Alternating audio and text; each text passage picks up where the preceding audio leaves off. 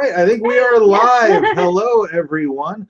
This is our Save Dark Matter / Dark Matter celebration live stream / like pregame for the Twitter campaign, which starts at 9 o'clock. If you're interested in finding out what all that is, follow at Dark Matter FTL to get all of the information on that.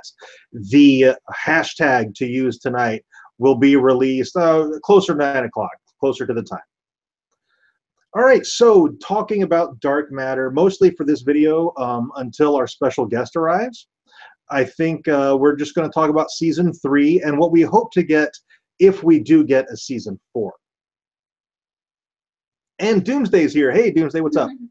So, Mark, since I haven't gotten your input a whole lot on Dark Matter Season 3, I wonder what your thoughts are on Season 3 as a whole, and then getting specifically into the time travel stuff, because I know you are a huge time travel fanboy.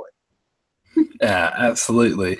Yeah, I really enjoyed Season 3. I think Dark Matter is a show, one of the reasons I'm impressed about it is that it constantly improves. It gets better every year. And I remember last year when we were on talking about Season 2, I was saying I had my doubts about them making Ryo Ishido the main villain. I wasn't sure if they could pull it off.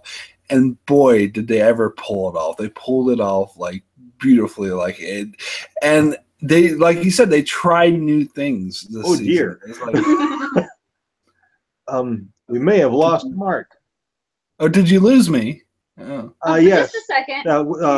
Just cut off. Okay. They pulled it off beautifully. Okay. Oh, the rear, yeah. And the other thing I was saying is that they tried new things with time travel, like you were saying, and all sorts of other things, and it's constantly improving. And that's why it's we'll get into the bummer it is that it got canceled, because it's going to get better every year, because that's what it's been doing. It's just getting better and better. And even though there was a few missed moments for me in Season 3, overall, I was really impressed with the season. And I really enjoyed it. I think it was one of the best that came out this year, and there was a lot of tough competition, so that's saying a lot. That is something that's you're putting it up against Game of Thrones, obviously, because that's like the big thing you do on your channel. Not to mention Westworld and The Expanse, and just there was so much good television this year. And I agree with you, Dark Matter was among the very best of them. Mm-hmm. So, key moments from the season. What was your favorite singular moment from Season 3? Oh God, that's a hard one. Do you want to go first, and I'll think about that for a bit? Sure. Yeah, I'll go first. My favorite singular moment from this season was boobs. Yes. That's like during oh gosh, was it not last night's hashtag because I was at work, but the night before during that hashtag somebody gift boobs, and I was like, I have to retweet this. What about you? Favorite singular moment? So much. Was it boobs? It was totally boobs. Or just her new outfit in general, like the whole thing about her new outfit when they were talking about it, and her explanation for it, and then the whole boobs. Like that was freaking hilarious. Since we have the same, I also Android popping up out of the crate. Oh, with dual wielding. Oh yes. That was amazing. Because my favorite moments, if I was going to do like a top 10 list, probably 8 of them are Android moments. Probably. Yeah. All right. Well, I thought of a couple. I think the one I'm going to go with is I can't remember.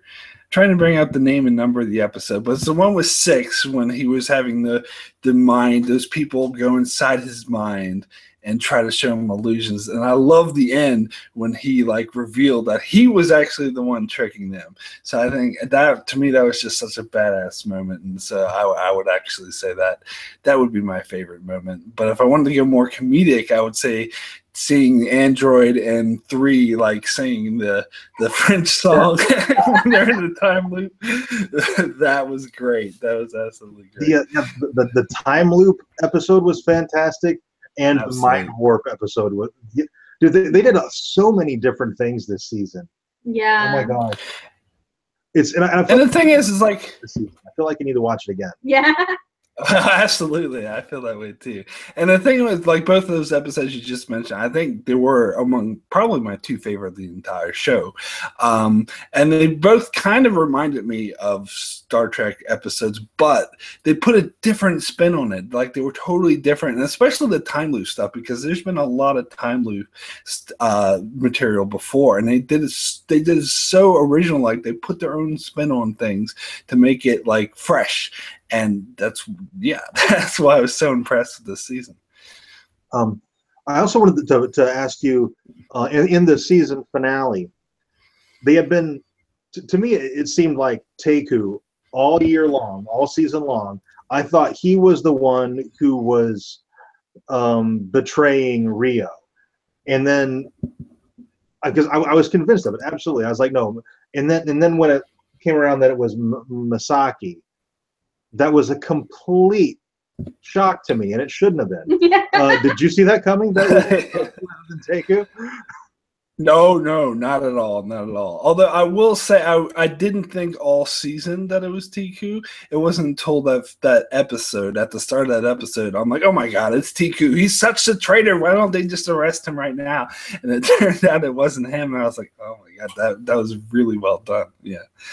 I thought it was him all season long. I was totally sold on Taku being a traitor, and then I was wrong. And what's crazy is that it seems so obvious that it would be his sister. Yeah, like in hindsight, it seems so obvious it would be his sister. But oh Jesus.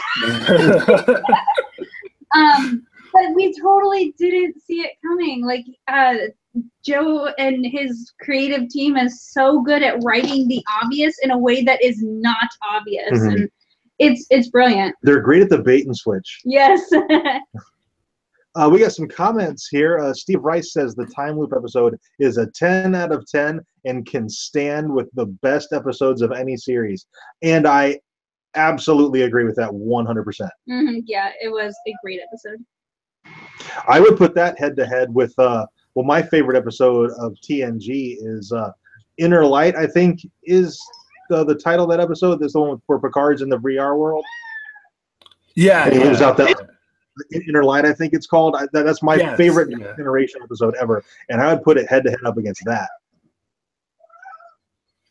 Yeah, I mean, my favorite episode of Stargate SG-1. I don't know if you've seen that show. It's another show Joseph Malozzi worked on. Is a time loop episode, and it's funny. And this, I think, topped that. So this, I think, is better. One of the best episodes of sci-fi I've ever seen. So, and I know we talked about this a little bit before we started the stream. You're in agreement with me. You think Six is alive. Oh yes, I think so, or at least I hope he's alive, because he's such a great character, and again, hoping that the show comes back, I hope to see him again. I think there's a way they could do it easily without it seeming hokey or contrived or anything. They could pull, because they had this opportunity. He's in the ship, and this weird dimension thing, he could have simply went into the other dimension or something like that. And then they could play off his own storyline being in the other dimension. And that's another, just one more thing I want to mention about the show that I love again, is how fast-paced it is, and how it does fast-paced well. And that it doesn't like take forever to get to the point. Like the storyline, oh, they're going to stretch this out for 3 episodes. So like, no, it happens immediately, and it happens in a way that you buy, in a way that's believable. So they could do the same thing with Six in this other dimension. It wouldn't be like, oh, he's trapped in this dimension forever, but they'd have a really convincing storyline, but get him back to the main crew fast, which is what I'd love to see. So yeah, that's what I'd be hoping to see if a season 4 happens. Yeah, I 100% agree with that.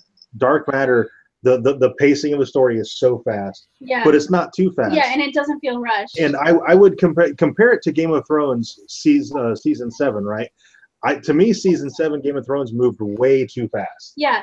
But it didn't just move fast. It felt like it moved fast. Yeah. Whereas Dark Matter moves fast, but it doesn't feel like it moves fast. I feel like you get adequate story. They spend enough time on every single point. and you get the whole plot, and it doesn't feel like it's rushed. Yeah, exactly. And our special guest has just arrived. Joe Malozzi is here. Hello. How is it going? I'm a little stressed because we're about to do our like grand tweet fest from 9 to 10 today. And I've reached out to like a bunch of people I know, sort of, I guess on the internet they call them influencers, and on Twitter. Basically people from my Stargate days, people like sci-fi people, comic book people that I'm a fan of, and I kind of reached out to, and I'm amazed by how many of them are Dark Matter fans as well. And I reached out and said, hey, we're doing this tweet fest, and I'm going to tag you. And they're like, let's do it. So I'm very heartened by that. Just people from the music industry as well, and it's really amazing. So, and much appreciated. I was just talking to Anthony Lemke about you guys. And and hoping you guys are going to staying safe out there. Yeah, the storm, the Hurricane Irma. For anybody who doesn't know, we live in Florida. Yes. The storm is moving closer toward being off of the west coast. Yeah. We live on the east coast, so although it really sucks for the Keys and Tampa and Fort Myers and the west coast, we feel a little bit safer now. Yes. Good. And it's hitting at the bottom of Florida, which means it has half the state to go over land before it gets to us. So it'll be died down quite a bit before it gets to us, because that last update wasn't so happy. It's a big storm too. Yeah. We're gonna get hurricane force winds. We'll get hurricane, but we should be good. Well, stay safe. Stay safe. Yes. Yeah. We are down. I've said it before, but I'll say it again. Thank you guys so much for supporting the show. We love all our fans, but I just love the fact that you guys covered us from the very beginning. Not only did the live watches, but also did the reviews. So thank you for this. Oh, absolutely our pleasure. And Joe, I would like you to meet Mark.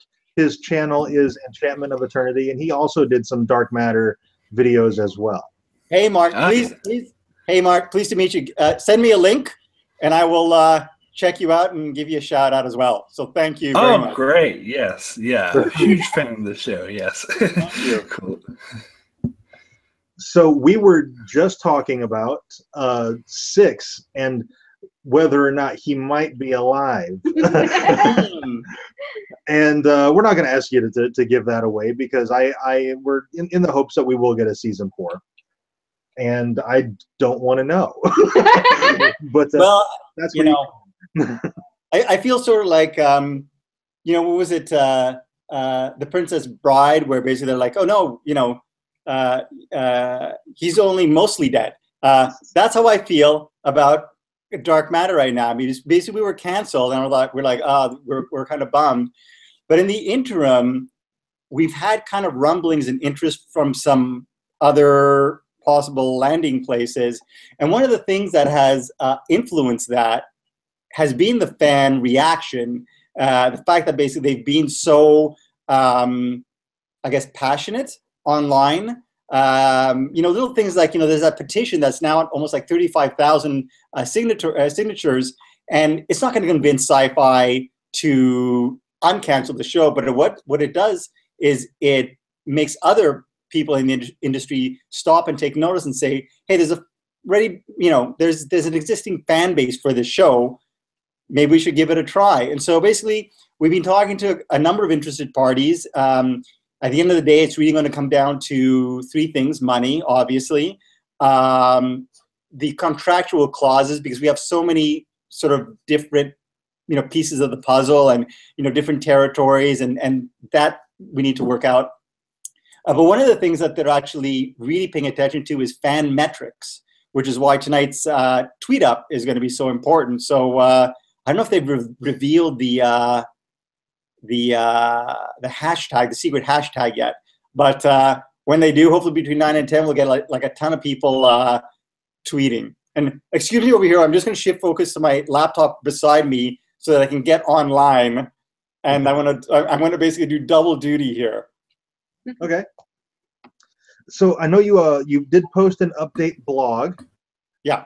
And a lot of stuff that you just said was mentioned in that blog, but gosh, I just read it like half an hour ago too, and I'm wanting to say that, oh my gosh, you might have just said everything that I was getting ready to ask you about, and now I got to look at your blog and check. There you go.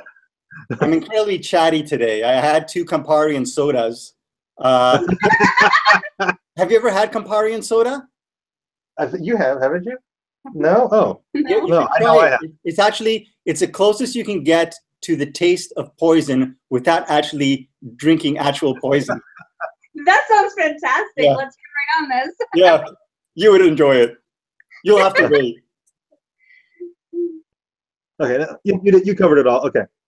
Just wanted to make sure that I wasn't leaving anything out that I wanted to talk about. Well, I guess that's it then. Let's see. Let's say we get a season 4. Yeah. Just very high level. What could we expect from season 4? You know, I did a bit of a breakdown of all 13 episodes, just a brief one-liner. But essentially, we got to deal with 2, who's been compromised by the alien. We've got to deal with her daughter that's out there. We got to deal with his mysterious Crichton, whoever he is. We've got to deal with obviously 3 and his reunion with Sarah and what that's gonna be like. We're gonna have to deal with 4 and his place on the ship if there is one moving forward, and you know how, you know, whether he's a wanted man on Zyron, what's happening with Teku. We have to deal with 5 sister. We have to deal with 6. Where is he? What happened to him? Is he dead? Is he on the other side of that gateway? We have to deal with the android and her connection to this burgeoning android rebellion. We got to deal with the alien, and we're going to touch on, you know, I feel as like I'm talking like we're going to do it for sure, and you know, maybe I should stay positive, but yeah, we want to touch on, you know, a number of the storylines that we've kind of set up. I mean, you know, one of those things that I've said again and again is that I have a 5-year plan, and nothing drives me crazier than watching a show and knowing that they are making it up as they go along, and they're contradicting things, but we've got a plan, and we've kind of set up stuff, and we're paying stuff off.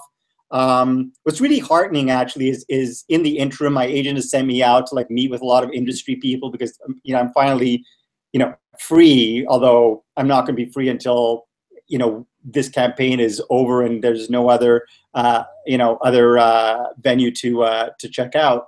But almost every time I go to visit someone or talk to someone, they're always like, I don't get it. Why was it canceled?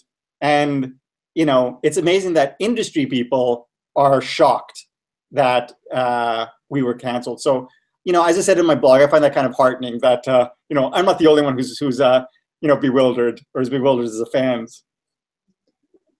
Yeah, I think we're right there with you. Yeah, when he told me, I was like, no, shut up, no. Like, Yeah. it makes sense, no.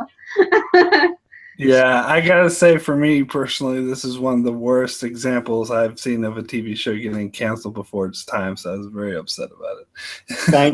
Thank you. And you know, one of the things the fans ask is always like, why end it on a cliffhanger? And it's basically, you know, there's no way, given the preparation we put into the show, or basically the plan we have for the show, that we can end it on anything but a cliffhanger or answer all the questions. You know, so it's kind of disheartening. It's kind of disappointing in that we got no advance warning. It's kind of disappointing in that we didn't really get a chance to, you know, even come back and tell some sort of like a truncated little mini story to wrap things up. But, you know, like, you know, it's not over yet. We're still, you know, making an effort, and hopefully the fans will play a big role in that starting tonight. And it definitely seems like the you know, Save Dark Matter campaign seems like it's making some headway. It seems like we're making some noise.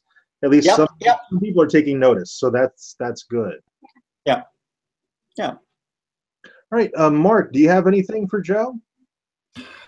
No, nothing really springs to mind. Just that again, just thank you for the show, and that if there is a season 4, like I said, I'm sure it would be even better, because one of the things I've always been impressed about the show is how it gets better every season. So I do really hope you're successful. Thank you so much. And you know, I often say, I mean, I've got the plan, and sort of obviously as the seasons go on, it becomes more, you know, textured and detailed as you find out more about the characters. I mean, one of the biggest knocks I remember against the series when we first started was everybody was all of the critics were like, "They're such stock characters, and this guy is like a Jane wannabe, and this person is the tech geek." And you know, in a way, that was intentional on my part, because you have these characters who don't have memories, so they have no you know, touchstone to go back to, so they'll come across as kind of stock characters, or you know, if you will, you know, kind of like cliches. But then as the series progresses, you begin to find out more about them, and you realize, you know, holy crap, they're interesting people. Like 3 was a character who everybody hated, you know, the fans hated after that first episode, and now he's like, you know, a fan favorite. Or you know, even like stories. You know, I've been such a big sci-fi fan for so long. I love taking those kind of those chestnuts, like the you know, the time loop story, and kind of spin it in kind of an interesting way, and you know, I kind of hope that fans who tune in and will see, you know, oh, you know, things like time loop episode, and then we'll tune in and be pleasantly surprised. And you know, I owe it all to really an amazing cast, like probably one of the best casts, you know, I've ever worked with, and just an amazing crew who just make me look really good. Well, we are going to do our best to try and make sure you get a season 4. And Thank you. Finish your 5-season opus. Thank you. And man, we're so happy you're able to stop by. I know you're probably crazy busy with everything that's going on right now. So we really appreciate you taking the time out of your day to pop by and update us on what's going on with the campaign. And my pleasure. My pleasure. Yeah, so I mean, I you know, swing by the blog, and you know, I'm keeping all the fans updated as kind of things progress. The next week, or you know, maybe less than 2 weeks, are going to be crucial. And in the meantime, check out Dark Matter FTL is our fan initiative.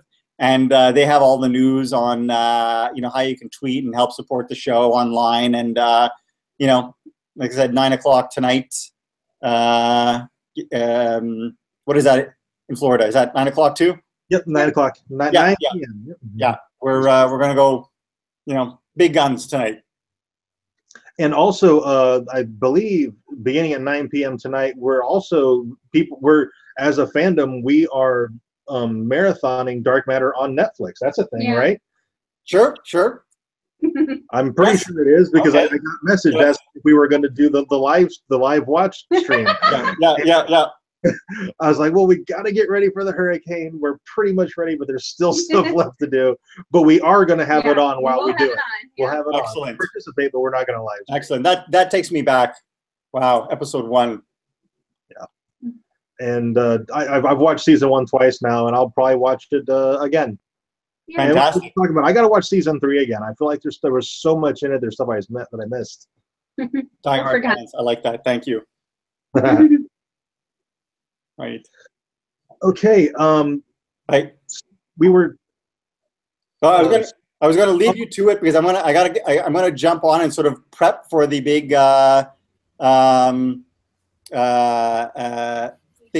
tweet thing. But I'm gonna leave for like 20. And how long are you going to be on? You're going to be on till 9? We're going to be on for probably another 15, 20 minutes. Okay. Well, I'll stick around. If you have any more questions. Do you have any more questions? What would you like to know? What do you want to know? I'm here for you. You want to know all the things. Okay. It's a Campari. I'm sorry. Oh, sorry. I didn't mean to take the camera so badly. So, okay. So we were talking about Teiku and Misaki before you popped in. And all season long, I was sold on Teiku being the traitor.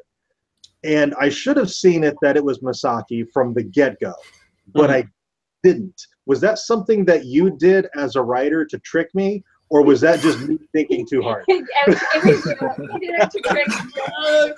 You know, I want to say a little of both. I mean, Masaki was the most obvious, but here's the thing. I mean, savvy viewers always think, oh, the most obvious is too obvious, so it really should be, you know, someone else. And so essentially, yeah, of course, yes, they're you know, Teko almost seemed too nice and you know, too accommodating, you know. So of course I wanted people to think Masaki's too obvious. Of course it's going to be Teku, so that at the end, you know, of course a lot of them will say, oh, it was too obvious, of course, but at the end, you know, whether I would have made it Teku or Masaki, I'm sure any fan would have said, oh, I would have seen it coming. But I kind of like the idea of, in this case, making it the obvious person, because the obvious person is almost too obvious. I'm really trying to trick savvy viewers like yourself, and I did. I'm savvy. Mark is a huge time travel fan, and we were talking about the time loop episode and how much we enjoyed that. I'm wondering if Mark has any questions about the time travel stuff. I don't know if I had any questions about the time travel stuff specifically, but I did have something that we were talking about earlier about how some of my favorite episodes this season, I think some of the best the show's ever done, some of the best I've seen on TV, such as the one where Six was being trapped in this sort of mind-bending thing, and also the time loop episode. They kind of reminded me a bit of some other episodes I've seen in other shows like Star Trek or Stargate, but to me they were fresh. Like they told a new original idea and a new spin on an idea, and I'm just wondering if that's something you keep in mind to sort of try to have themes that are good, attractive to fans, but do it in a fresh way that's original. Yeah, that's totally it. I mean, like I said, I've been a huge fan of sci-fi. I read a lot of sci-fi. I've watched a lot of sci-fi. I mean, the Farscape cancellation, it really bummed me out. So I mean, yeah, there's certain, you want to call them chestnuts or just basically go-to stories like the time loop story. And really, it was like when we were on my writing partner Paul and I were on Stargate, and we wrote an episode called Window of Opportunity, which is a time loop episode. And I remember we were discussing, it was actually a lot darker originally, and Robert Cooper, one of the producers, was like, you should do this and make it more comic. And ultimately I said, this is just Groundhog Day. And he's like, yeah. And so we did it, and it became a fan favorite. And you realize that, you can take a story that's been done, because I think Hemingway said, every story's already been told, and make it special to your characters and your world. So for instance, in the time loop episode that I did for Dark Matter, I ended up watching a dozen time loop movies and about 24 time loop episodes of various TV shows, X-Files, Star Trek, various Star Treks, Stargate, Supernatural. And I basically distilled the formula and decided what's a way that I can make it unique to our characters, for one, as entertaining as possible, and things like making 3 the one who is stuck in the time loop. Instead of starting at the beginning of the time loop, have him already in the middle of the time loop, because again, sci-fi fans, they know the time loop, it's a shorthand to them, they know, and so they're dropped right in the middle, and they're having fun, and and so that is always the challenge, to take what's being done and just give it a fresh take. Yeah, it's funny you should mention Window of Opportunity, because I was saying earlier how that was my favorite time loop story episode ever done until this episode, and now this is my favorite. Yeah. Thank you. Well, that means a lot. Basically, 2 for 2. I should quit now while I'm ahead. So for season 4, will we get more time travel possibly? Or is it's possible. It's possible. I mean, we did 2 time travel actually in season 3. We did the time loop episode, but we also did the Back to the Future meets Stranger Thing episodes, and that came about because I wanted to do another story, but the actor was unavailable, so I had to scramble in like less than 2 weeks and write a story.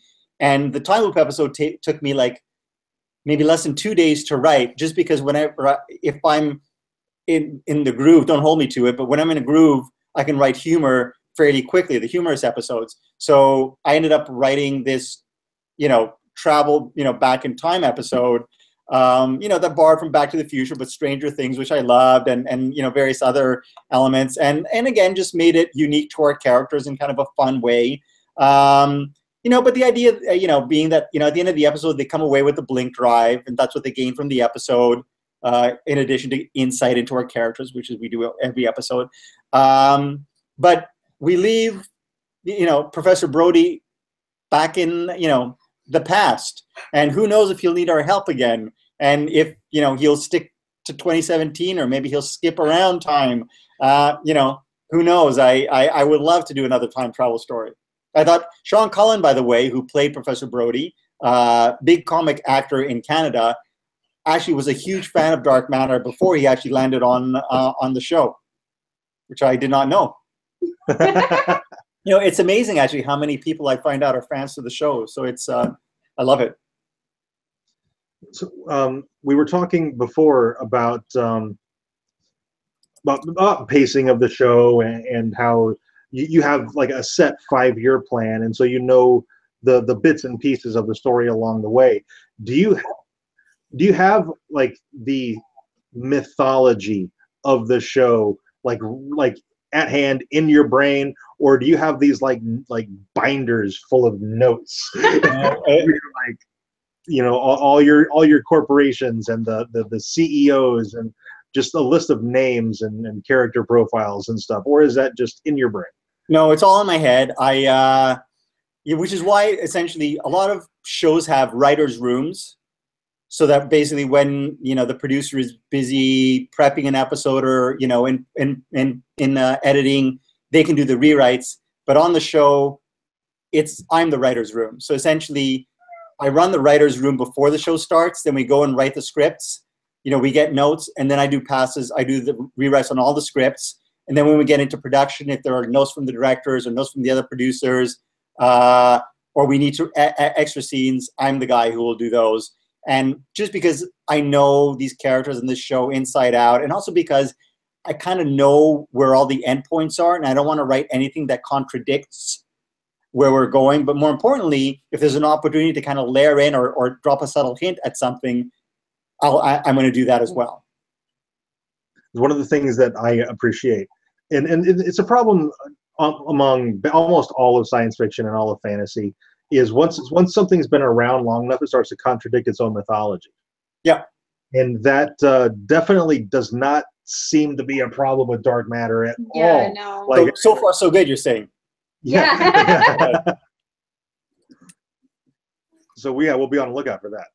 Excellent. All right. Wow, harsh. What do you have? I have pregnancy brain. I can't think of anything. What do you got? We are, how long are we now? 22 weeks. We're 22 weeks now. Congratulations, by the way. That is fantastic. It's kicking the crap out of me right now. Like, I just started feeling it kick last weekend, and I don't think it stopped. It's just, it's like playing the drums in there. Using your insides as a punching bag. Yeah. Right. Yeah, no, not yet. I feel it a lot. Especially after ice cream. Ice cream. Yeah, I did have something else I wanted to ask, because I've done reviews on Dark Matter, and sometimes I do have criticisms and things about that I didn't think quite work, but it seems like whenever I bring... Yeah, but whenever I do bring something up like that, it seems like it's completely like you shut me up. You completely solve the issue in the future and like totally fix anything that I might have. So that's why I'm saying about how this show gets just better like every season. So I was wondering if you do like go sort of look at the fan reaction and sort of gauge some of your what you do with the story off of that. Not really. I mean, I kind of know the story. At the end of the day, look, I know what the endpoints are going to be for the various character story. I know stories. I know what the big stories. I know the reveals I want to make, but certainly there is room for like adjustment if basically fans, respond to something, or basically I see something on screen. Like, I noticed after season 1, the great chemistry between Anthony Lemke, plays 3, and the character of 5, played by Jodelle Furlan. So essentially what I did was, I basically made it a point in season 2 to really showcase that relationship. So we had that wonderful scene where, he needs to borrow money, and she's like, "Oh yeah, you know how to calculate compound interest, don't you?" And you had that really nice moment with them at the end, because he connected with his family, and she's so much about family. I mean, at the end of the day, the show is about family, right? And Sorry, your cats are playing, and almost your cats are out of control. And so yeah, I mean, it's there are opportunities, or episode 11 where they end up thrown together. I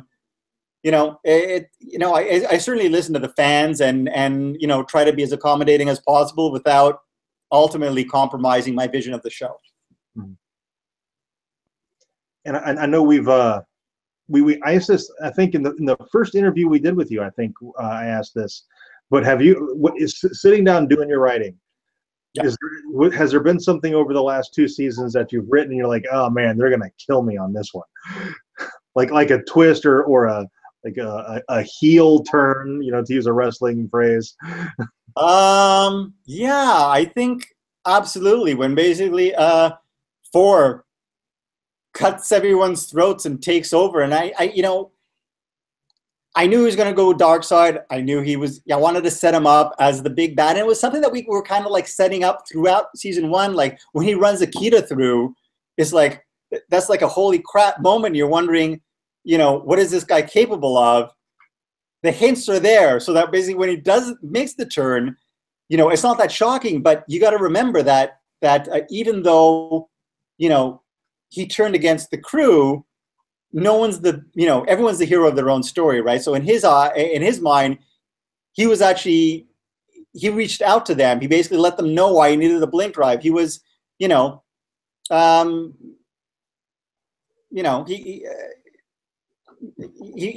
a bad guy in his mind. Mm-hmm. So I mean, that was one. The death of Nix was another one. I just have to say, Melanie Liebert is one of the nicest people you could ever hope to work with. She is lovely. So it was kind of heartbreaking in that respect.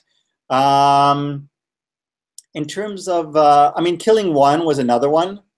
That one actually was one where, to be honest with you, that was the biggest shake up to my storyline, because I hadn't planned on killing him off that early, but there were outside pressures that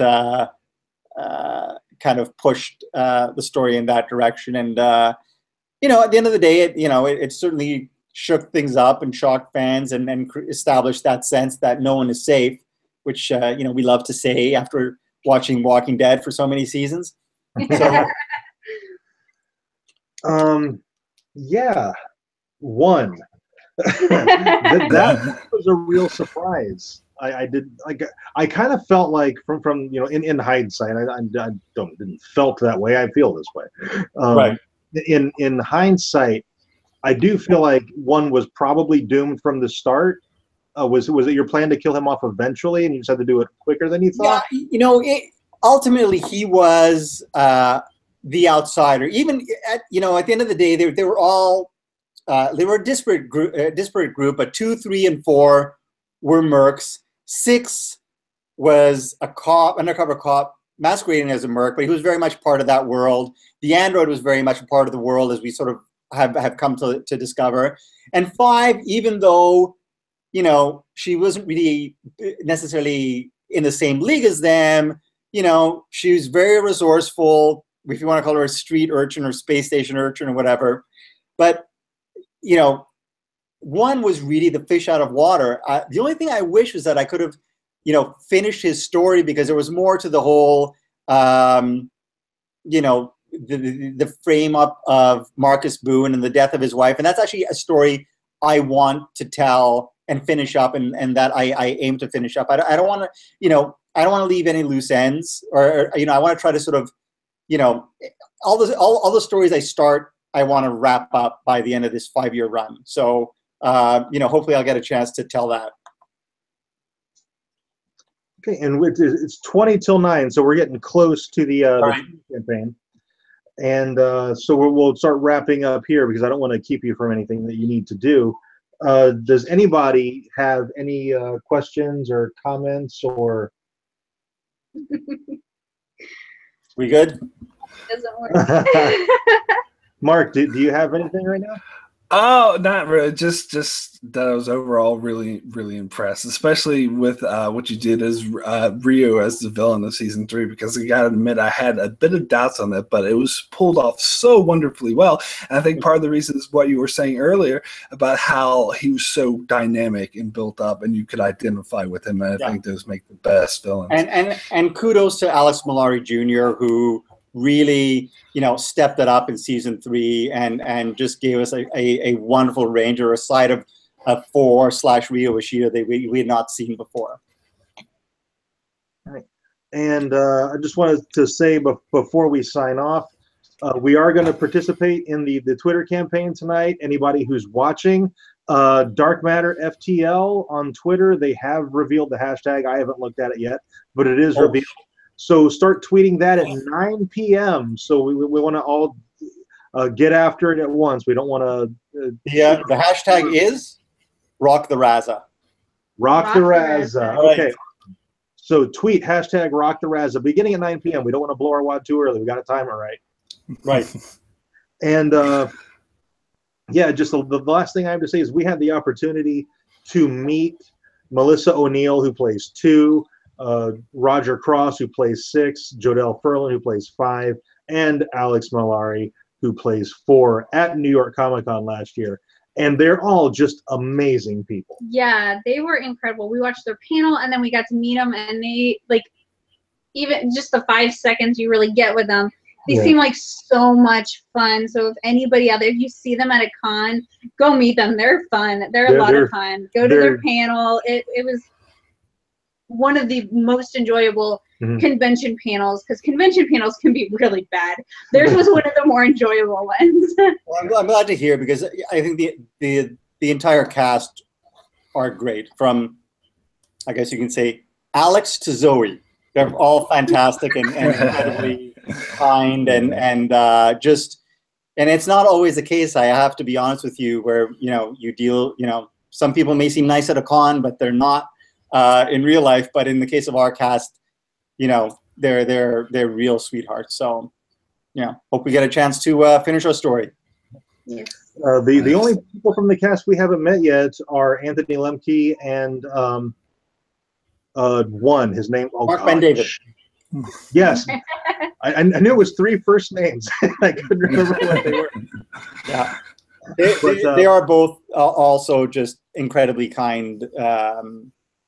Terrific people, and it's just another reason to support the show. Thank you. The stars are just great people and great actors, and this was Melissa O'Neill's first acting gig.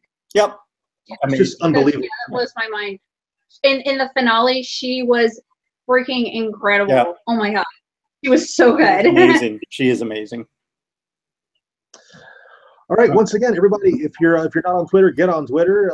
Find the hashtag. What is it again? Rock the Raza. Rock the Raza, and start tweeting that at 9 p.m. Eastern time. We're gonna blow up Twitter, get that thing to trend, and get a season 4. Yes. All right. Thank you, guys. We'll see you online shortly.